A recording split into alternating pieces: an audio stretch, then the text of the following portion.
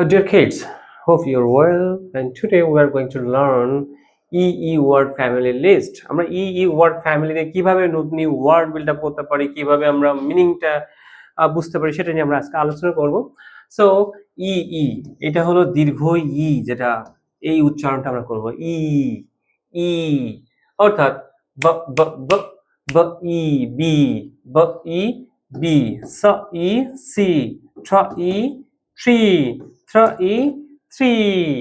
এভাবে আমরা আজকের ওয়ার্ডগুলো শিখবো। দারুণ একটা ফরমেশন। আমরা এই পদ্ধতিতে শিখে আমরা অনেক ওয়ার্ড খুব ইজিলি শিখতে পারছি। কিন্তু আমরা যখন ছোটবেলায় শিখেছি, আমরা এতটা গোছানো ওয়ার্ড আমরা শিখতে পারি নাই। সো এইটা আপনাদের জন্য হেল্পফুল হবে খুব অল্প সময়ের মধ্যে অনেকগুলো ওয়ার্ড শেখার ক্ষেত্রে। সো আমরা দেখি ব ব ব ব E B, saw saw saw sa e see, ba e bee. Bee means a flying insects. যেমন আমরা মৌমাছি বলছি, the bee makes honey. The bee makes honey.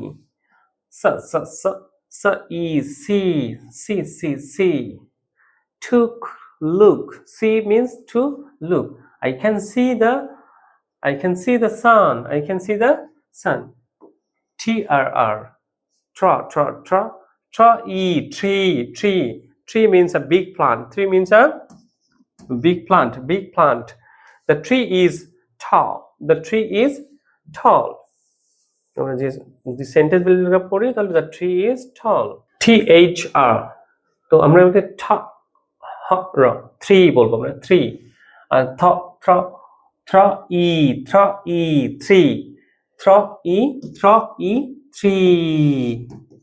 Three মানে number three. I have three toys. No. K R N. K এর উচ্চারণটা এখানে হবে না। No E ni part of your leg. I hurt my knee. এখানে আছে F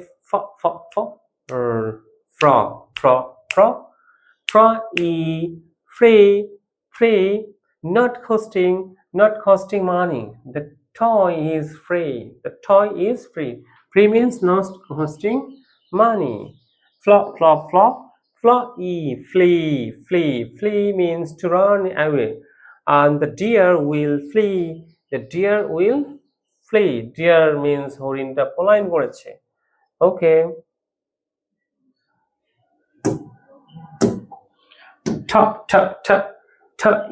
T. A golf stand. He hit the ball from the tee. Fee. A small payment. I paid a fee for the trip. এই ছিল আমাদের আসলে word family. তাহলে আমরা see bee three knee flee tea এবং fee এগুলো আমরা পড়ে ফেললাম। আশা করি আপনারা এটা বুঝতে পেরেছেন। নেক্সট ক্লাসের আমন্ত্রণ জানিয়ে আজকে এখানে শেষ করছি। সবাই ভালো থাকবে।